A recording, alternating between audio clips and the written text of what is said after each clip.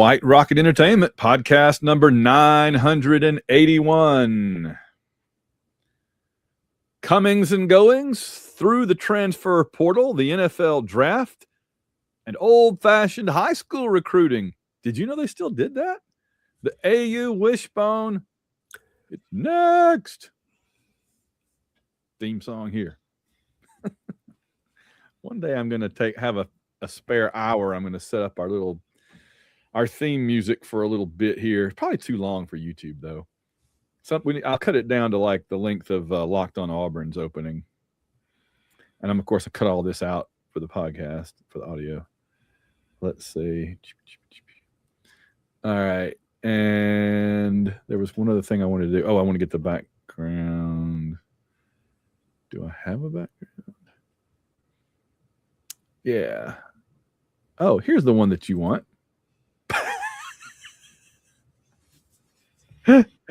Let's go back to Jordan Hare. Oh, if only we were going back to Jordan Hare.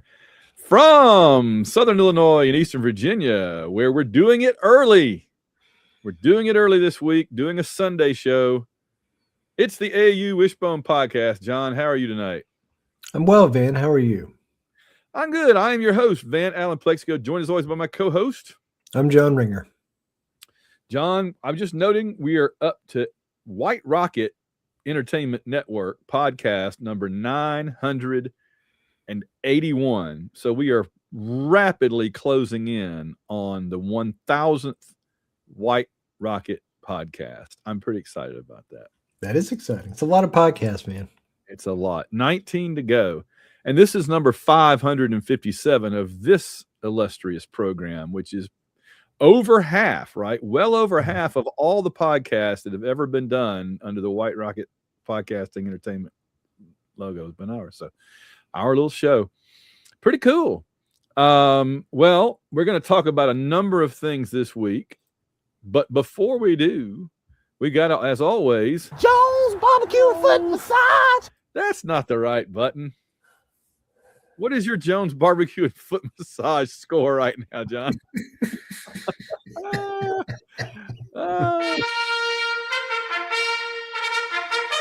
It's the Auburn Fun Meter. It's our weekly look at how much fun it is to be an Auburn fan right now. And I got to tell you, for a week when not much actual sports is going on, this was a pretty good Auburn week the last 6 or 7 days. Yeah. Men's golf, women's tennis. I think baseball won a big series this weekend. Yep.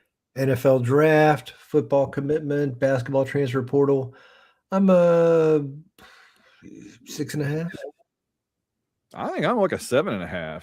Okay. I mean, for an off week, I think it's just in terms on the of off week scale, you're saying. Yes, exactly. On the absolutely off week scale, this is about a 9, honestly. This is pretty good for a week when there's no basketball, no football, not much else going on. I mean, we're recording this on Sunday night. This has been one of the most boring weekends in recorded history because Formula One has been off for 5 weeks. There was no IndyCar. There's no basketball, unless you like the NBA, and I don't. There was no football at all. There was nothing. Just nothing. The Masters was a couple of weeks ago, and I didn't even get to see it because I had to go off and do stuff. I recorded the Masters, and by the time I get around to watching it, it's going to be time for the next one. So, April really is just a god-awful sports month. Once the Masters is over, it's going to get so good soon. The month of May in Indianapolis, I love that. Formula One will come back. The World Cup is about to start. That's right. There's so much great stuff that's coming, even before football season, finally. But right now, dear Lord, it's just a desert. We're just wandering through the sports desert, John. I just was going to point out that we're doing the show on Sunday night. We've way back in ages past, because we're coming up on the 15th football season that this program has covered, believe it or not. Yeah. I don't know if I had more hair, but it was blacker when we started. But this is our 15th season coming up this fall. And I don't remember where I was going with that. You were talking about Sunday broadcast versus Monday. Yeah, we used to, ages ago, we used to record the show sometimes on Sunday, sometimes on Monday.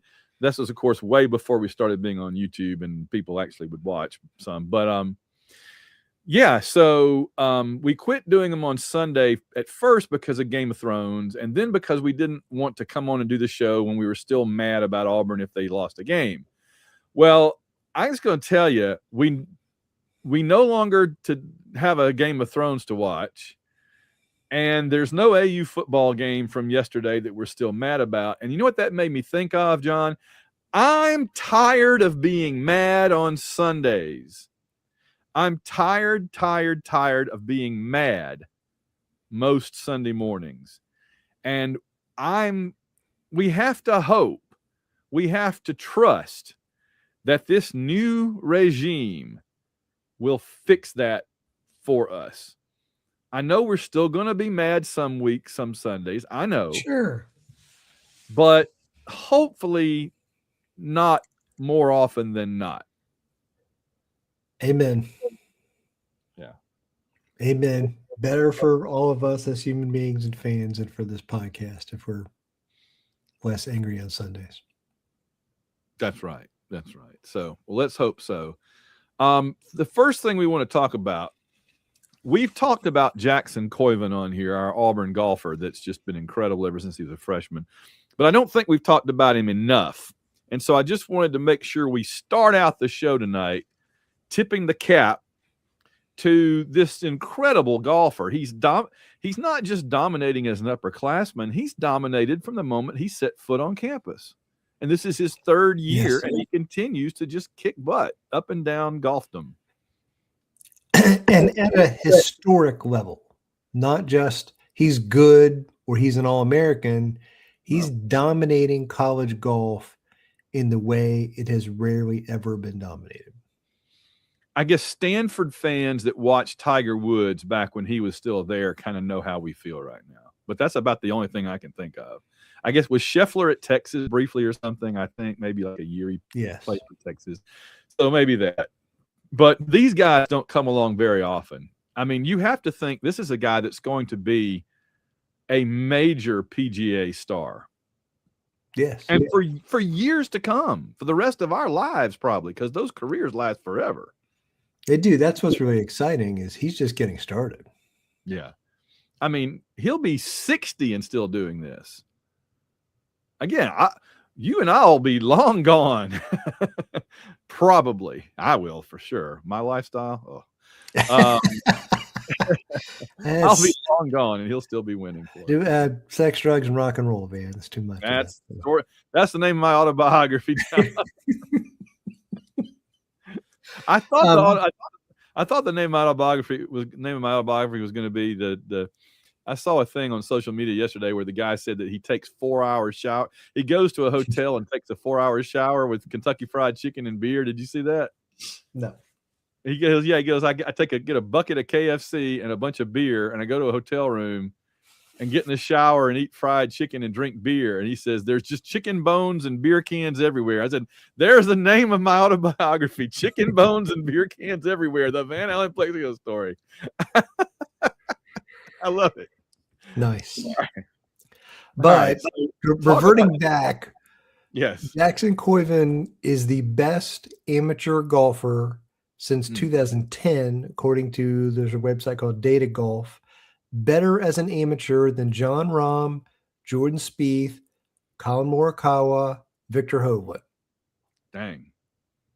He is the first 3-time SEC back-to-back champion since 1967 and only the second person ever to win the SEC individual title 3 times in a row. And let's just make this clear. He's done it 3 times because he's a junior. He's never lost. No. He's never played SEC golf that he didn't win the conference. Yes. That's crazy. I mean, as Van said, he's a dominating college golfer. We probably don't appreciate him enough for his greatness. And we can't wait to watch him as a professional, but we need to appreciate him now as a great college player and one of the best individual sport players ever to come to Auburn.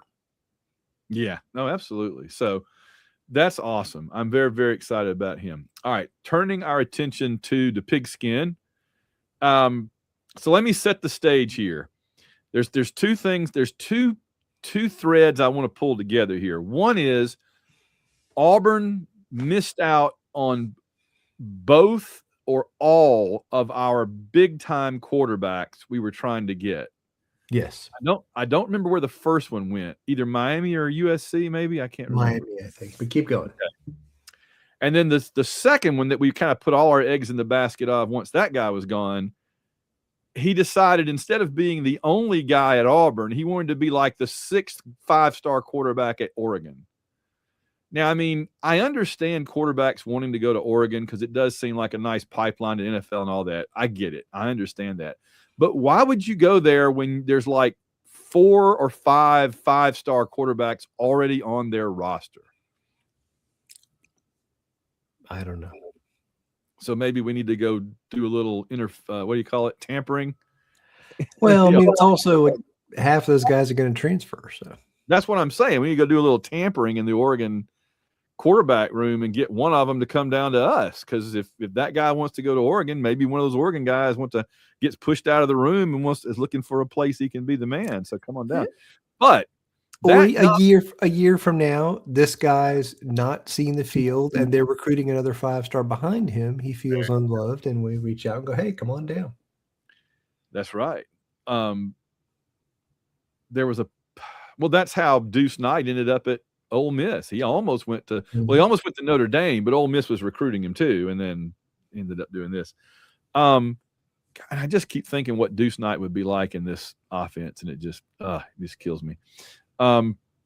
But having missed out on our 2 quarterback targets, it looks like what our coach decided to do is go all in on this running back.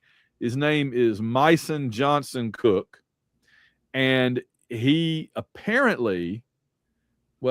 apparently all set to sign with Miami, and Auburn jumped in with both feet at the last second and swayed him over to us. Now, the other part of that story is I have a student who will remain nameless in one of my classes. I can't remember if he's in my Monday, Wednesday, Friday, or Tuesday, Thursday, but we'll find out tomorrow morning. But I have a student that knows him because he's an East St. Louis native, and my part of Metro St. Louis is just to the southeast of East St. Louis. And so I get a number of students from over in that area. And he's been telling me all semester, he's a really good kid, my student. He's a really good kid. And he's always telling me, he's like, yeah, I saw Myson this weekend, and he's excited to be making a trip down to Auburn. And I'm like, oh, that's cool. That's awesome. Well, tell him we'd love to have him, And then he told me a couple of weeks ago, he's like, man, he's really torn. He really liked Auburn, but he really liked Miami too. And he's having a hard time deciding. And I'm like, oh, well, tell him we really want him in Auburn. And so now I'm looking forward to seeing my student this week. And I'm sure he's just going to be bouncing out of his shoes. He's going to be so excited because he knows I'll be happy, and he'll be excited about that. So somebody on Twitter said I was the bag man. That's it. This reminds me of a story. 10 years ago in this podcast, there was a player that Auburn was recruiting from this area where I live. That's right. And my daughters knew this kid, and some of their friends knew him. And it was between Auburn and Michigan and some other school, maybe Georgia or Tennessee or something. But the kids that hung out with this kid all thought he was going to Michigan. And some of the Auburn recruiting people were like, oh, Auburn still thinks they got a shot here. But everybody knew his kid thought he was going to Michigan. And he went to Michigan. So. Yeah. Well, this was kind of a big surprise, apparently.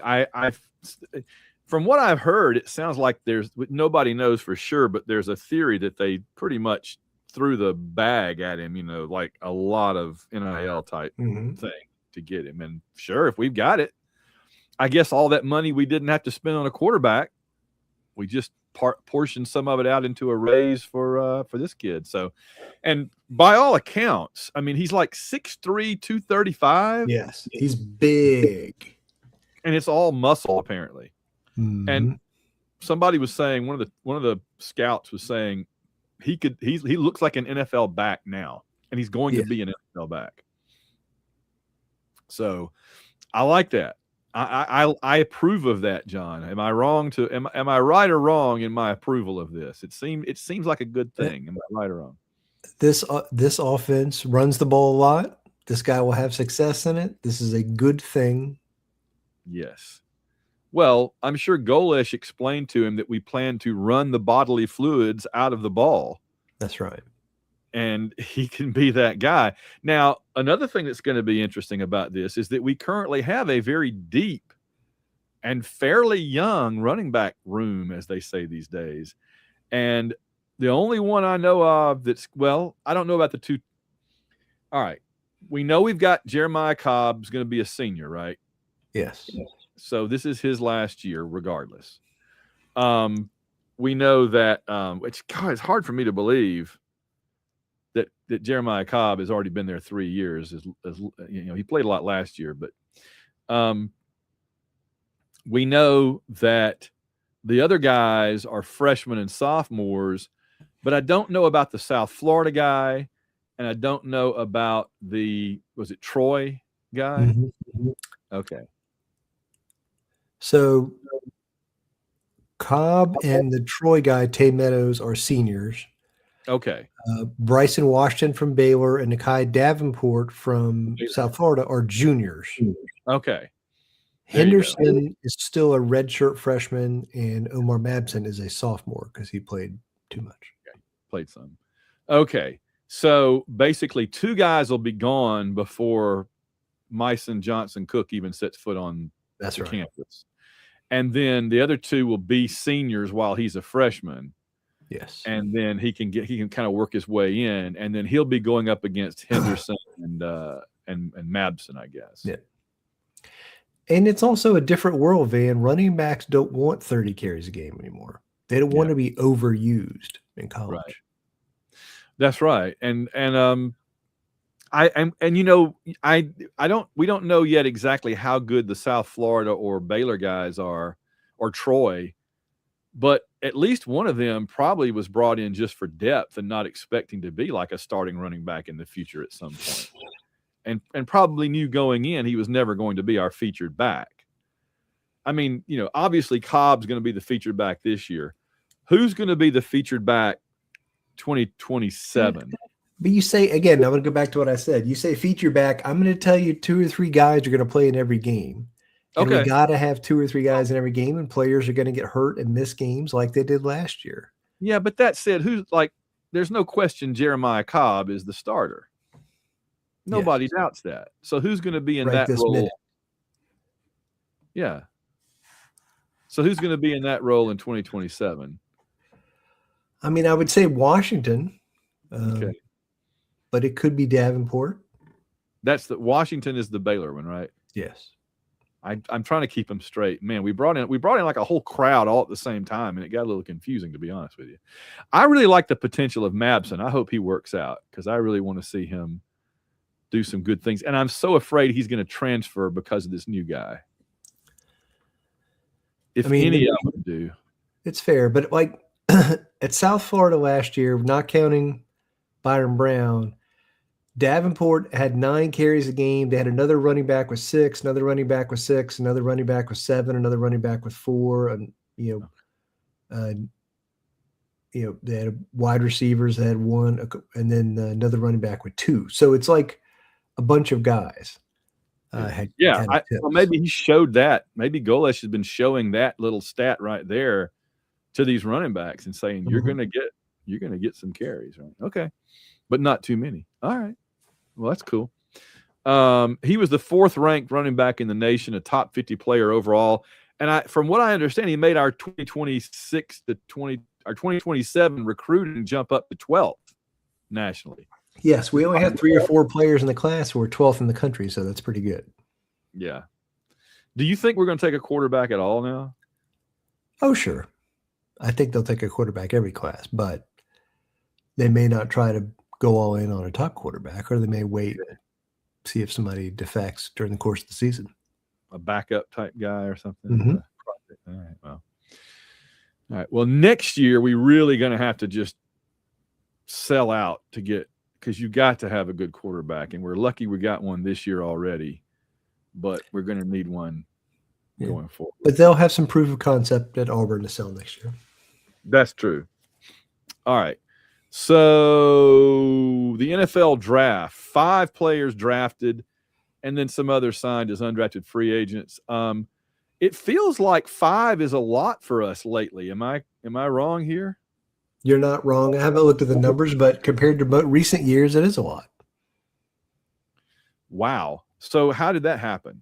How did this losing team the last couple of years, how'd they end up with 5 guys? It just, I think that team, we never said that team didn't have talent. They just didn't win football games. That's true. That's right.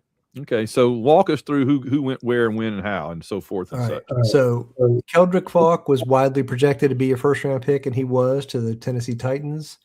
Kerryon Crawford went in the 3rd round to the Raiders.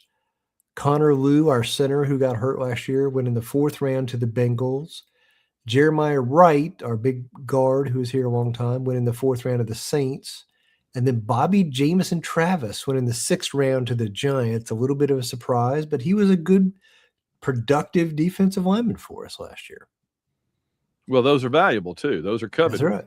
That's it. Those guys don't grow on 300-pound guys who can make plays that grow on trees. So that's right. All right. So there's the 5 drafted, and I was so happy to see Keldrick Falk go in the 1st round. I mean, he really deserves something good to happen to him after suffering through 3 years of crap. You know, he came to Auburn. He was the first big player that we signed of the crowd that's kind of going through and leaving in this cycle. And he stuck with us. He never left. And I'm glad that he got to be a 1st-round NFL pick. That's really cool. Agreed. And to a team that's not that far away, that, you know, the Titans, that's pretty cool. So anything else about the NFL draft before we turn the corner? No. Okay. So I wanted to just note here, we talked about all the other things that are going on with Jackson Koivun and the draft and all that kind of stuff. There's also, we talked last week about the big renovation coming to the football stadium, and you see on the screen, in fact, I was going to look and see if I could find I don't think I have a picture of the stadium renovation. Oh, well, but you all know. But in any case, before there was even a north stands, and the picture you're looking at on the screen right now, our background is this photograph was taken from the north stands. You're looking down the length of the field at the south end zone where the big scoreboard is. That's the way I always remember it, by the way. The way I can remember which direction is which in that stadium is the big scoreboard is the south. The little scoreboard, and it's a big little scoreboard now, is the north. And back in the day when the stadium, you know, every stadium, it seems like, starts out as a horseshoe before it gets that end zone closed in. And Jordan-Hare was the 3 bottom layers you can see here, minus where we're standing in the photo. And so this end was open. And Petrie Hall is right down behind here. I remember when I was first on the Auburn campus, and the first time I saw Petrie Hall, which is that little catty corner building between Haley Center and the stadium. First time I saw it, I remember thinking, why is it angled like that? It doesn't face either street that it's on. It's just kind of catty corner. But then if you look at the football stadium behind it, you realize it lines up perfectly with the stadium. It's like if you were in Petrie Hall and you looked out the window, that picture on the screen right now is what you would see. And so, or the back of the stands, you know. And so when there weren't stands here in this end, that was the field house. The players would go in there and change into their uniforms and everything. They'd come out those bottom doors of Petrie and come right in, and they would just walk right down there where our little banner is, right into the stadium. Now, when they closed up the stadium and made a bowl out of it, and then created locker rooms down under the stadium, under the stands, that all went away. they didn't need it anymore. So Petrie became a bunch of different things. I know somebody said that they took typing in there. When you and I were there, it was the geology building, I believe. I remember there were lots of rocks in there. Yes. Apparently, it's gotten very run down, but it is kind of a historical part of the stadium, believe it or not. And so part of this vote on renovating the stadium and adding the big end there in front of Petrie is they're also going to renovate Petrie Hall and bring it back up to modern standards. Because also, from what I've heard from people that have been in there more recently, it's gotten pretty run down on the inside. So I'm excited for that little building to be kind of incorporated, because, you know, they're going to have they're going to raise that hole that the back of the stadium is in. They're going to fill it in and make a whole little concrete patio out there that's just going to go right up to Petrie. So it'll be neat if they could do something with Petrie. They could put like a souvenir store in there. They could put, you know, a little museum like the basketball arena has. There's a lot of different things they could do with that building to make it part of the stadium experience. And I'm excited about that. No, it's a good thing. They either needed to do this or take it down, one or the other. Yeah. And I mean, they probably looked at both and decided it was a historic building. It is named after, you know, Dr. Petrie that wrote the Auburn Creed. So it's like, if you take it down, you better put something else there that's named after Petrie. You know, it's pretty important. So that's, you know, that's pretty cool. All right. I just wanted to note that. Basketball. In basketball portal news, who did we get from Vanderbilt?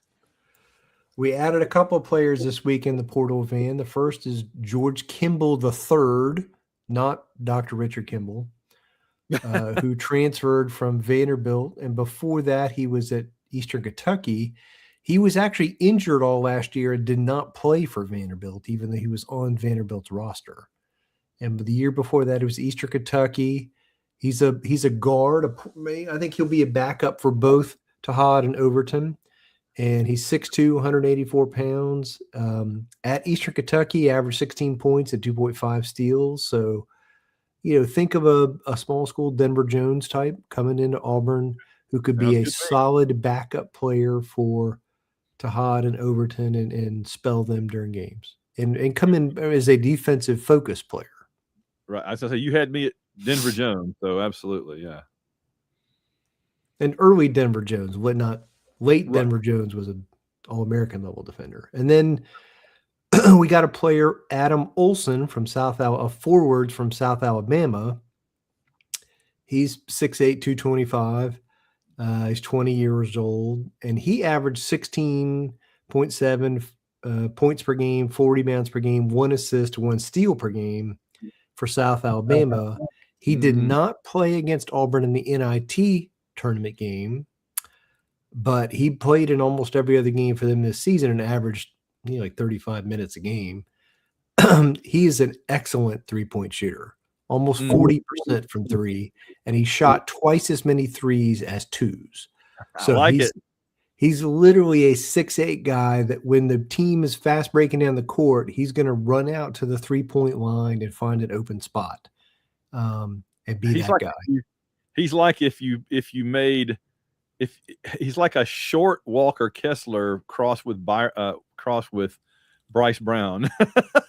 Well, I mean, we had Kelly on the team a couple years ago, right? Yes. So think of a taller version of him. Yeah. Primarily, he could score a little bit inside, but primarily a big, tall guy who can shoot. He's Canadian, which is weird. He played his first couple of years in British Columbia and then transferred to South Alabama and then Auburn. So that's a little weird. Was reading Justin Ferguson's review of him. He's concerned about his defense. That makes some sense, but as a guy who's either starting or coming off the bench and is primarily a perimeter shooter, if we have one of those big centers on the floor, we got Tahad and Overton making the defense focused on them. This guy can just stand over there and cut across to an open three-point shot and get open, and he should be able to get some open looks with all the other players in this team. I tell you, I'm really liking this selection of players that we're pulling in, and I don't know how they do it, right? Because they've got to juggle. You only have so many spots available and so much money to pay, and you don't want to end up with 7 centers. That's right. You don't want to end up with 7 point guards, but yet how do you even do that? And you need guys who complement each other, and every guy can't be a guy that wants the ball all the time either. Yeah. And it's interesting. I felt good about last year's team, and as it turned out, I was right and I was wrong at the same time. But I felt good because of Keyshawn Hall, right? I felt like we've got this guy. So if everybody else can be okay, he can be the difference maker. Now, as it turned out, there were a lot of issues. We won't go into that. But Hall did have his moments where he was the difference maker for us when we won. All right. Who's the guy on this team that you feel like if everybody else is okay, this guy can win us ball games? Is it Adam Olson? Is it somebody else? Or do we have him yet? It might be Kevin Overton. Yeah. He emerged, I really feel like, down the stretch, the last third of the season, the NIT, he was great. And I think with him and Tahad, I think we have a really excellent backcourt, and we just need to be a little bit better everywhere else. Yeah. I think we're better at center, Bucky Okoye and Narcisse Ngoyi. I think we're much deeper at center, taller, stronger than we were last year. Much better defensively in the interior than we were last year. That was a big problem for us. I think we have a lot more depth at guard. So Tahad, Kevin Overton, Simon Walker, George Kimball I just talked about, and Caleb Williams is a true freshman we just signed who's a 6'5" guard. That's 5 guards. If they could all play, it takes a lot of pressure off Tahad and Overton to be out there 35 minutes a game. It's true because I've said this forever, that it seems like the one type of player that these coaches, this staff has always been able to recruit is the sort of swing forward guy. Mm-hmm.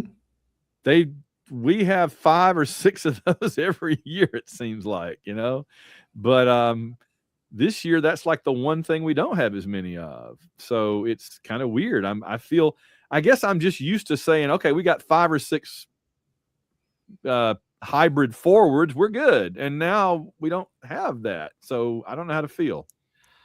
Yeah, we got 2 centers. We got 3 big forwards. Thomas Dowd from Troy. I just talked about Olson from South Alabama. And then Owen Freeman is the big guy we got. He could be a big forward or a center even. He started Freeman is a really interesting guy. Started his career at Iowa. Was like Big Ten freshman of the year, averaged 16 points a game at Iowa, and then went to Creighton, had some injuries, and was kind of blah. So now coming to Auburn, that guy who averaged 16 points a game and really was good in the low post at Iowa is still in there somewhere. But there's no pressure on I don't think Freeman's going to start for us. I think he's going to be a 7th or 8th or 9th guy. Dang. All right. So do you feel like we're going to do you feel like we're going to go out and look for anybody else for the basketball roster? To answer your earlier question, I do think we need one more wing, small forward kind of guy who can score. And there's a couple of those guys out there. We've been linked to a guy who's a European guy, who's another European shooter, kind of small forward type. So I do think there's at least one more move out there. Okay. And how much longer do we have to do it? Just whenever, or whenever? The portal is closing at this point, and that just means players can't go in. The players don't have to come out until they're in the deadline to enroll for summer school, basically. Okay. So that's a little bit way. Yeah, I'm just thinking because I'm still grading papers, Lord help me, and you got to start thinking about giving final exams in a couple of weeks. So there's still a little bit I don't know how our semester matches up with Auburn, but there's still a little bit of time on that. So, all right. So yeah, one more, maybe one more guy. I would like some more scoring. Yes. I feel like that would be one thing that would be nice. What about you had some news from the rest of the SEC? Just freaking Florida. They're bringing everybody back. That Howe guy committed to come back now. They got basically they're bringing the whole band back in Florida. They're going to be the #1 team in the country in the preseason. You remember I said who I wanted as my coach. I'm okay with Steven. I think he's going to be good, but the Florida coach is now being courted by NBA teams. Yeah, I think that our window of opportunity there is already come and gone. Oh yeah, honestly, the timing of everything, I don't think it was ever ever a possibility. But the thing is, if there was ever a moment in Auburn basketball history that we could have gotten somebody of that caliber even a couple of years ago, it was while we were still coming off the Final Four and Bruce was still, but we ended up getting Steven. And again, I do think that when it's all said and done, Stephen Pearl is going to end up being a very highly regarded basketball coach. I feel very strongly about that. Yes, agree. But I tell you what, man, seeing what Florida's doing, Golden's doing the work, man. I can't criticize him. I like him. I always have. There's times I don't love him. There's times he makes me mad, but he's a good coach. Try not to hate, just to be a coach or hater. All right. So in other news, hopefully next weekend we have Formula One back. They're going to be in Miami driving around the big football stadium. Yeah. Interesting. That football stadium is also going to be hosting some World Cup games in a few months. So there's a lot of that Hard Rock Stadium going to be on television for a while. And if you want to jump in, this is your last weekend as they're bringing in all the upgrades for all the teams. I've heard this is going to be like the biggest single upgrade for cars in Formula One in ever, because they it's weird, right? They may want to do this in the future because they ran 2 races and got a lot of data and then had over a month off to tinker. Those teams may be like, we should do this every year. Let's see the result before you draw conclusions. That's for sure.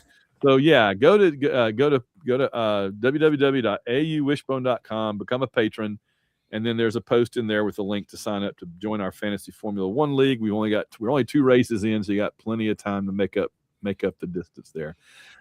We are in fact presented to you ad free. As is our new, if you like World Cup, our new World Cup miniseries. David Wright and I have now done 2 episodes. We covered 1990 and 1994, and then 1998 and 2002. In 2002, when the U.S. actually got all the way to the quarterfinals and lost in a very controversial game with Germany, where we should have scored and tied the game up, and they cheated. The referee cheated us. But that's out there with no ads also.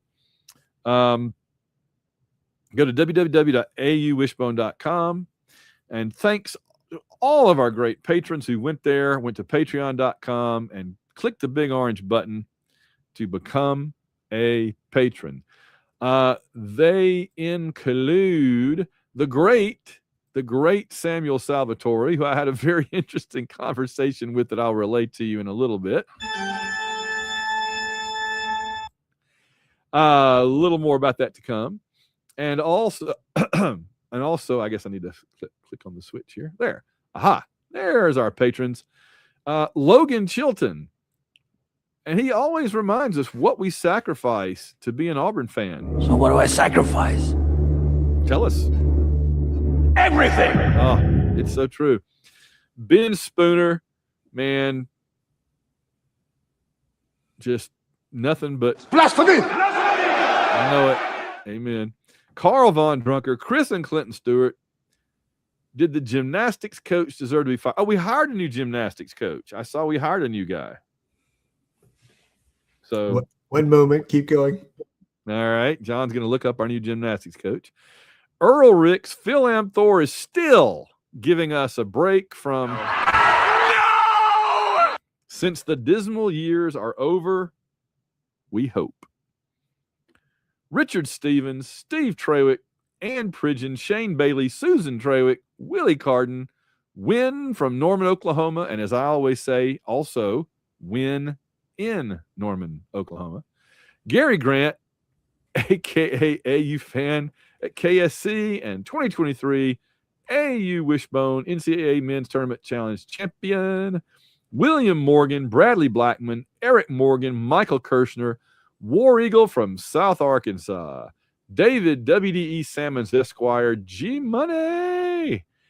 And then we have Rich Reimer, Steve Harlan, Wes Atkinson, Dan Thompson. It's so weird how they used to be in alphabetical order. They're not anymore. A few more patrons left. Then back to the authorities. Catherine England, Will Summerford. No one fights like Gaston. War Eagle always. Oh, you know what I need to do? Well, I don't know if YouTube would let me, but I need to add Flight of Icarus by Iron Maiden to our soundboard, because Bruce Dickinson's like, fly like an eagle. And it just keeps fly to the sun like an eagle, fly so high. Yeah, it's so good. Weagle likes that song. Jacob and Robin Fleming, Mickey B, Winston Body, washed up fantasy F1 team principal Lane, as opposed to washed up fantasy F1 team principal Van. Brandon Smith, Daniel Odom, 2008-2009 Taliban Wrangler world champion. And you know what, John? Those Talibans, they need wrangling. So good on you, man. H-Town Danny, WDE Richie, Chris Hilton, Bob WDE Salmons Esquire. Yes, Auburn University debate team 7475 and current CC Scheiser. I'll go Rhythm and Blues. Charles Mooney, Rusty Owen says, welcome back, Kevin Overtime and Agent Zero. I love it. Goodbye, you. Luther Kelly Ottaway. Just roll that on into the next line there. Let's see. Who created Bluetooth hands-free? Yes. We made it to the second page before I had to hit the dad joke button.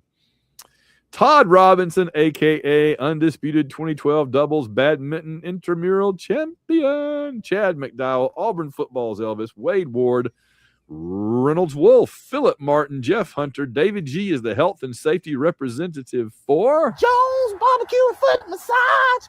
Well, I'm glad they have somebody. I'm glad they have a health and safety rep. That's good. Good on them. Alex and Michael in Singapore. Have you guys gone down and let me see. Well, I did go down and see the merlion that spits the water constantly into the harbor. That's pretty cool. I like the merlion. I like that there's a lot of bookstores in Singapore. I like that every facility in Singapore has a shopping mall attached to it. You go to the post office, there's also a shopping mall. It is a shopping mall on an island with a lot of air conditioning. Mark Margolis, Ashley Lamar, Timothy Russell Milling, Randall Walker, David Simpson, Josh Teal, Tony Perry, Rob Morgan, Patrick Williams says the AU Wishbone is simply nothing more than... Whether you like it or not, learn to love it, because it's the best thing going today. Woo! Amen. You know what I need to get in addition to having Ric Flair here? I need to get Roddy Piper. I was a big Roddy Piper fan. I liked him. He was one of those guys that, like, you hated him, and all of a sudden you decided you kind of liked him. There were some like that. You know what I mean? Didn't have to become a face. He could still be a heel, but he was a likable heel. Yes. There's very unlikable heels. He was always a likable heel to me. Okay. Well, anyway. I'm sure we have a lot of listeners that are wrestler fans. I grew up kind of watching it. I've never been a big wrestling fan like some people. No. As everyone that listens to this program for the last 15 years knows, I poured all that energy into Auburn football. But I watched it. My granddad and I watched it on like Saturday mornings or whatever, and it's fun. You remember Austin Idol? I'm more of a Mr. Wrestling #1. The guys with the masks. Yes. Oh, yeah. Oh, when they had the masks, that was always fun. From Parts Unknown. Is that near Childersburg? Yeah, it's kind of near Murfreesboro. Ah, there you go. I should have known. All right, that's good stuff. Construction Tiger, Papa Todd, Cato, the SEC Pick'em champion. Dang it, Stephen. Good job. Good on you, Cato. Stephen Houston, Kevin Mahan, Blake Heron, Sarah Hines. Sasquatch is our 7 times North America hide and seek champ and last year's bracket winner. Tim Pittman, Boris, our very own little tiger. What game do you play in Budapest, Hungary? Hungary Hippos. Yeah, boy. David D, Auburn Blue, Dr. Crackham, Bill Weathers, Eternal Glory. Walt is actually excited for A-Day. It's a strange feeling. Yeah, it was fun. Antoine Morris, ABB, Wiggeber, 2005 Auburn University Intramural Horseshoes champion. Tyler Ward, Mark Squire, cue the anthem, boys. You know who's number 1.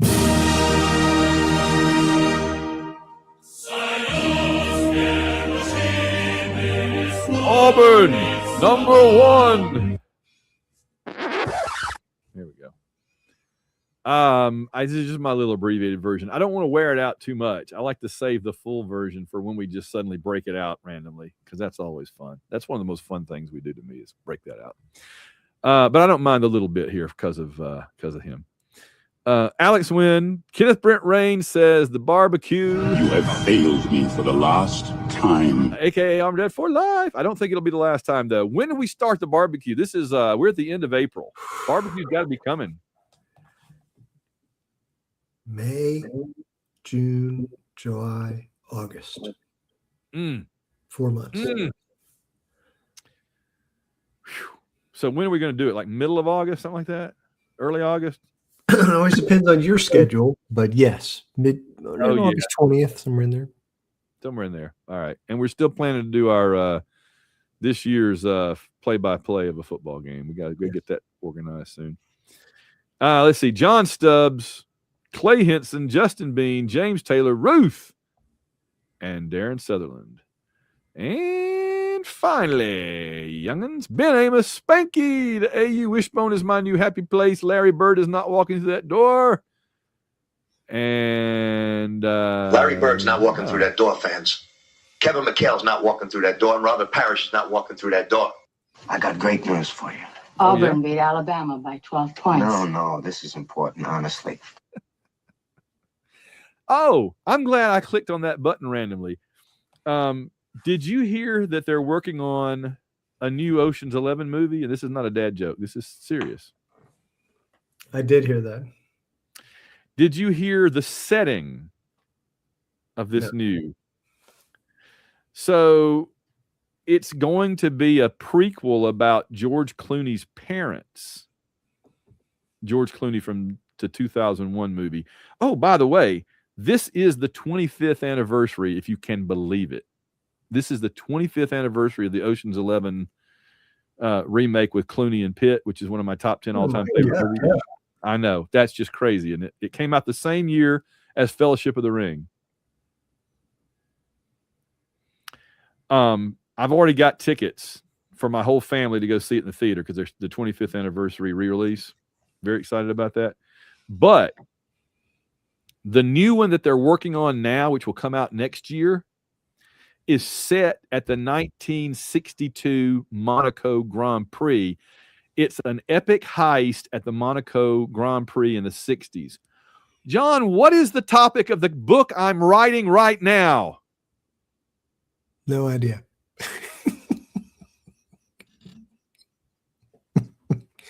A heist at the Monaco Grand Prix, Van. In 1967.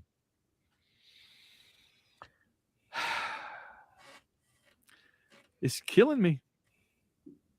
I'm literally going to have them put on the cover, not the basis for the, like the nod in little letters, and then basis for the, major motion picture starring whatever her name is, the Batman villain girl. She's going to play the mom, I think. But you know what I'm talking about. The blonde lady that's Do you know the Batman villain that's the girl? Harley Quinn. Yeah. The actress that plays Harley Quinn in the DC movie. She's the one that said this. And I'm just like, oh my God. So anyway, moving on. Chris Como, Darren Pyle, Theodore Gary, David Smiley, Trevor Johnson, college equestrian expert Auburn Elvis, AU Falling Up, John Otsuki, Paul Banks, and MVP captivating Kathy Bright. You don't have any friends. Nobody likes you.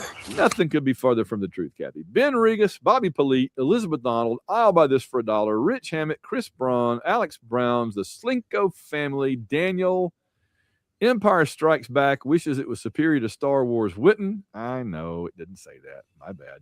Tim Sauls, Jim McCrory, I Am Tiger. Why do melons have weddings? Because they can't elope. Yep. There it is. There it is. Never. New York Tiger never knew what the hell Willis was talking about either. Nice. Well played.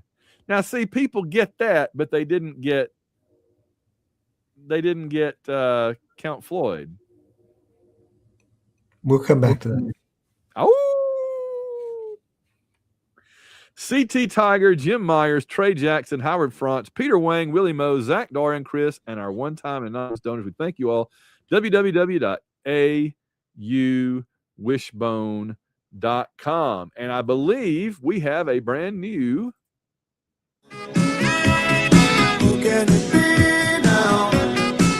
Hello, Van, John, the rest of the AU Wishbone family. This is Jared Ulrich, the yard sale artist, here with Guess the Game 167. Guess the Game 167 is sent in once again by Bob Salmons. And to be honest, I made this one a little easier. Bob was straight up evil and gave you like 3 seconds of audio. I expanded it a bit to give you more of a chance. I probably gave it away, but you know what? It's all for the fun, and I do appreciate Bob sending it in. Let's give it a listen. Third down. He throws, intercepted. Picks it off.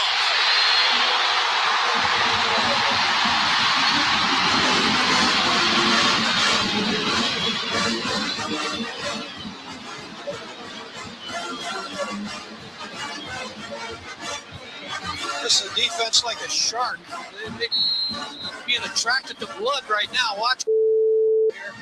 He almost interferes a little bit with and picks it off and again puts pressure on that defense. Came up looking for a call. Perhaps he had a gripe. Second interception of the year for the junior from Atlanta. All right, guys. I will see you in the head file. Ooh, you got a little All bit right. there. The broadcaster routine was. Who the heck knows who that was? Well, I think the second guy, the commentator guy, may have been Mike Godfrey. Yeah, it sounded like Mike Godfrey to me too. So I was trying to figure out if the play-by-play guy was Franklin, but I don't think it was. No, I think it was Godfrey or somebody else. Could have been Franklin, but I don't think so. No, it didn't sound like him. Auburn made an interception. It was clearly a home game, I feel like. So with Godfrey calling, we're talking about 90s, I think. Probably. Well, and later, since if Ron Franklin wasn't with him anymore. Probably. So maybe late 90s. Intercepted the second interception of the season for a defensive back from Atlanta. Was the quarterback? I was all right. I thought it was the defensive player who was from Atlanta. You thought it was the quarterback who was from Atlanta? I'm going to see if I can jump toward that last part if Jared will give us. All right, here's Jared Ulrich, the yard sale artist, here once again by straight up evil and give you like 3 a bit to give you more of a chance. I probably gave it away, but you know what? It's all for the fun, and I do appreciate Bob sending it in. Let's give it a listen. Third down. He throws, intercepted. Picks it off.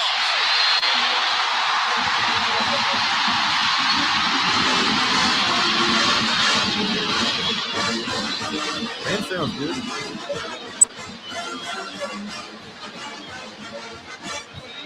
This is a defense like a shark. They're being attracted to blood right now. Watch. He almost interferes a little bit with and picks it off and again puts pressure on that defense. Came up looking for a call. Perhaps he had a gripe. Second interception of the year for the junior from Atlanta. All right, guys. Okay, I will see you in the hint file. You're right. So second interception of the year for a junior from Atlanta. Yeah. We've had a lot of defensive backs from Atlanta. I have no idea. Yeah. In the 90s, I don't know. All right. We got to go. I think we've parsed through all the clues that we have. I think we're going to have to go to the hint file. By the way, I just want to thank Jared for adding a little bit more because I can get it now. I can try to get it 3 seconds. Jeez. But also, I think defense, think of like a shark. I mean, how many defenses in the 90s do we have that were shark-like? Not that many. So. Yeah, that's true. So maybe that I just feel like a lot of our defenses were more paper bag-like and shark-like. Yeah, I mean, it could be as recent as the 2000s even. I mean, that could be like the 2003 or 2004 defense was really good. Could be. 3, 4, 6. Those were I think the best defenses in the 2000s were 2003, 2004, 2006. So, all right, let's get to the hint file because I don't have a clue. Here we are in the hint file. Let's get rid of those bleeps. It's going to make this a lot easier. Third down. Tally throws, intercepted. Corey Barlow picks it off. Arkansas.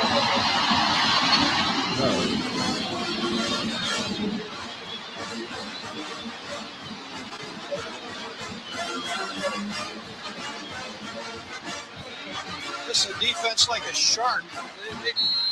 Being attracted to blood right now. Watch Corey Barlow here. He almost interferes a little bit with Sean Hummings, but picks it off and again puts pressure on that Georgia defense. Hummings came up looking for a call. Perhaps he had a gripe. Second interception of the year for Barlow, the junior from Atlanta.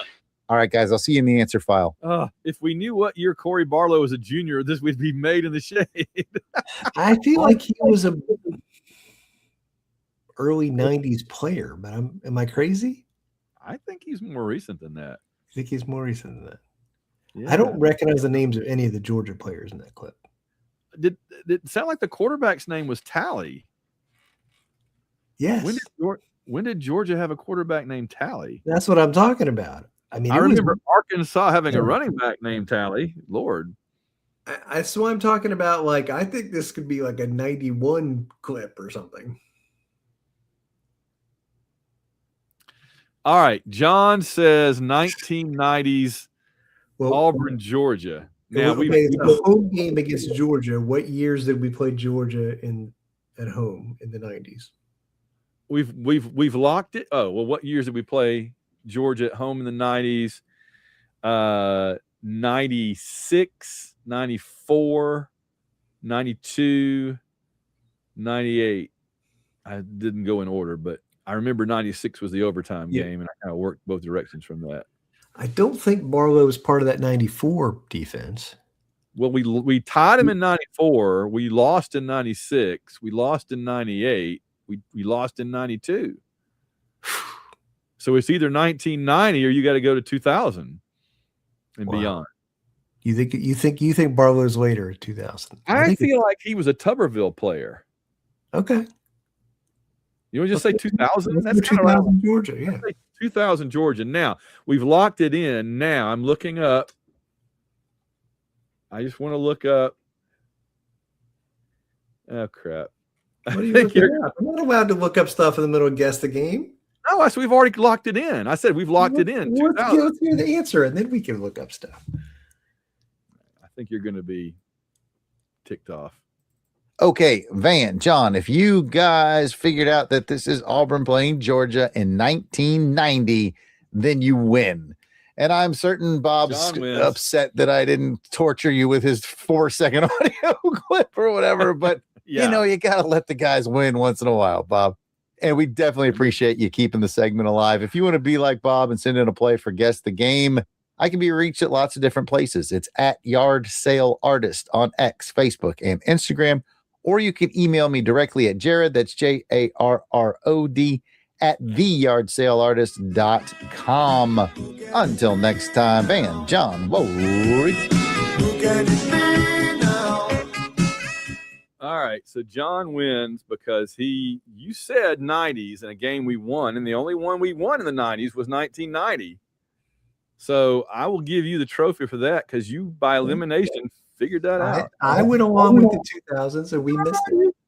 That was an L. No, you had Bob got us again. You let me talk you into changing it, but but you also get it sometimes, and I get it sometimes, and I talk you into stupid things sometimes. That was really poorly handled on my part, and I apologize to the show and to you on behalf of. But let's give Bob and Jared some credit for coming up with a tough one. That was a good one. Yeah, man. If they were all like that, I'd have ended the segment a long time ago. It's making me look dumb. Wow. Well, anyway, meanwhile.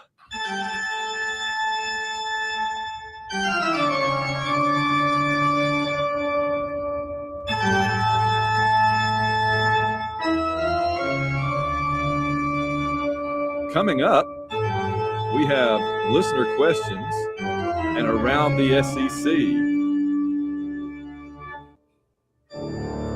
And before we do that, it's time for our occasional look at the nimwits, nimrods, and knuckleheads who collectively constitute this week's worst coaches in the world.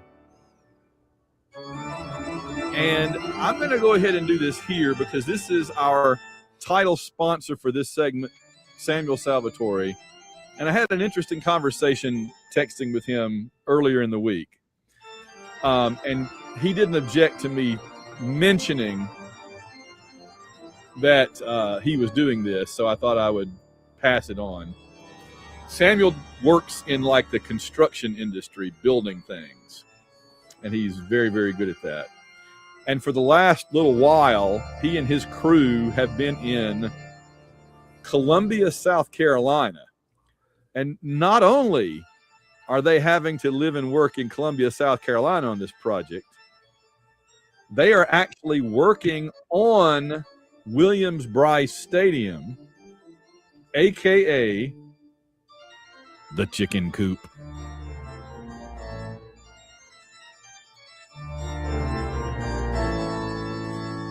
And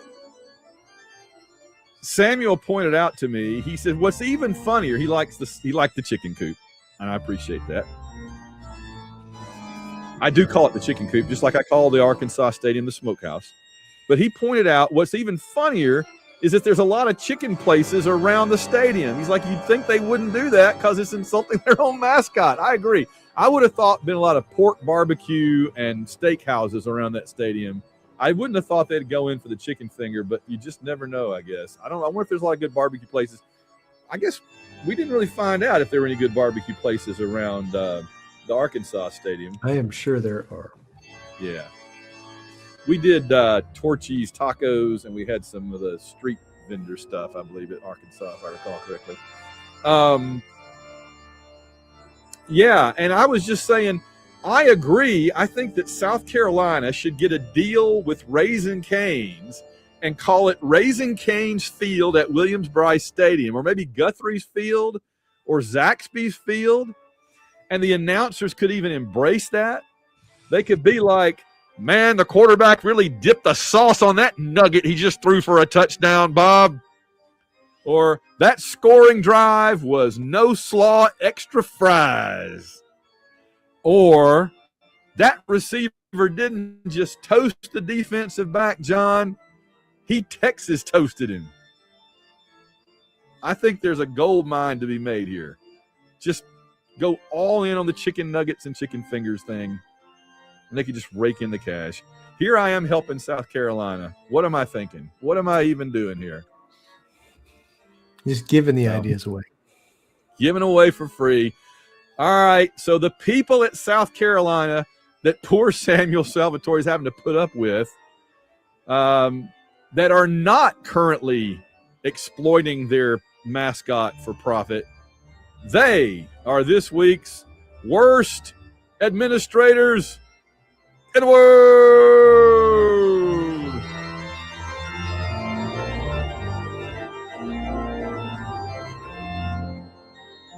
There they are.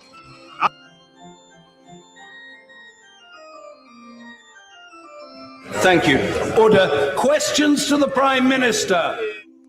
It's time for listener questions. Dun, dun, dun, on the AU Wishbone podcast. And that's nothing but pure and simple old-fashioned communism. I must break you.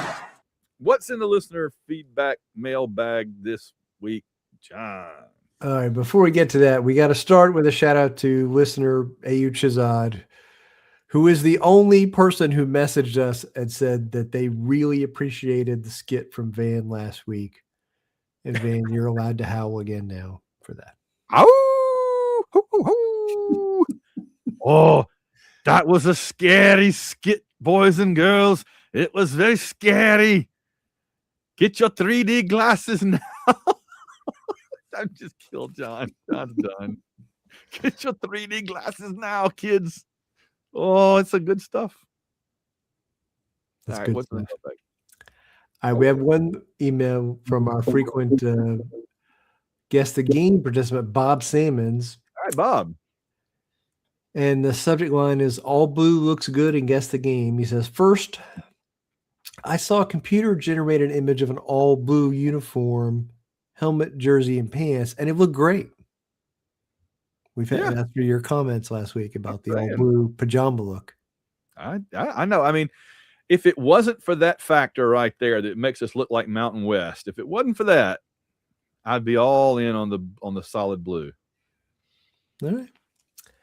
He says, second, I like playing Guess the Game as well as submitting the clips. I challenge my fellows to go on YouTube and find clips that you have to work from for very few clues. Everyone should at least once stump the chumps. Oh, we Bob jumped. Sanders.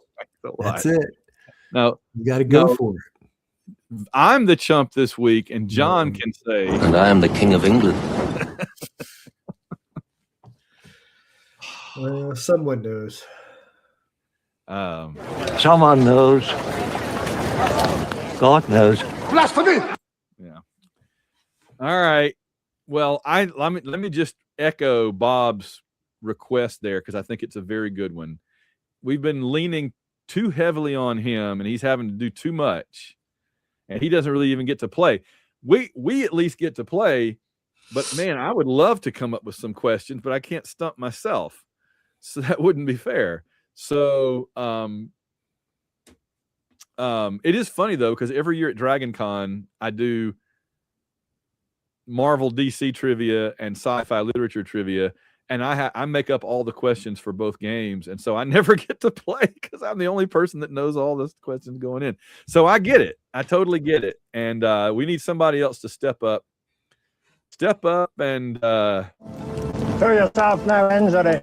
That's right. Come up with some good questions, and then you'll be able to say, Assemble the army! That's right. Yes, that's right. Get him to Jared. Get him to Jared. That's right. Well, did we have a round? I guess that was the SEC that I had. So I have one quick around the SEC note. Okay. So I want to circle back to something earlier in the podcast. Auburn has hired a gymnastics coach. Okay. Ryan Roberts is the new gymnastics coach that was hired by Auburn on Tuesday. He was the co-head coach at Georgia last year. He was an assistant at Georgia before that, and before that, an assistant at Alabama. And he is the new Auburn gymnastics coach. Well, I mean, to be fair, I don't like an Alabama guy, but Pat Dye worked there, and they've been good. So if you're going to go out and get somebody with a good pedigree, and that seems like a pretty good pedigree. I got to be honest. They finished sixth in the country last year, so they were pretty good. Yeah, pretty good. Pretty good. Pretty good. We also didn't really talk about that. Gus is back in Auburn. We saw him unload this week. We saw a picture of him unloading the U-Haul. So I'm very happy about that. Excited that Gus and Christy are back. People sure do seem to like Lake Martin. My my mother's side of the family had a little cabin at Lake Martin we used to go to, like in the summer sometimes. and it was okay. It was never that exciting. I mean, I grew up beside a lake, much smaller lake, so I spent a lot of time around lakes in my childhood, John. Lake Tate and Lake Martin. I know you had Lake Lanier. Lake Lanier. Yeah, your crowd hung out there. So yeah. So I suspect our lake places and Gus's lake place are not quite the same. So not quite the same though. Yeah. My most vivid memory from Lake Martin is when I was a kid that a wasp got in the house, like the screened-in porch, and this guy took a TV guide and popped the wasp out of the air, and it landed on my arm and stung me. And I was running around screaming. Yeah, that's my vivid memory. So, all right. Well, I hope everybody else has fun at Lake Martin. I hope that Gus and Bruce and everybody don't get stung by anything and they have a good time. Oh, and Terry Bowden broke his ribs jumping off the rock. Remember that? I do. So a lot of Auburn coaches have done a lot of wacky things at Lake Martin. Don't do wacky things. Just to have fun. Be careful out there. Don't do wacky things at Lake Martin is the other name of my autobiography. chicken bones and beer cans everywhere. All right. On that note, John, I think our time is up. We thank you for yours. War Eagle, John. War Eagle, man.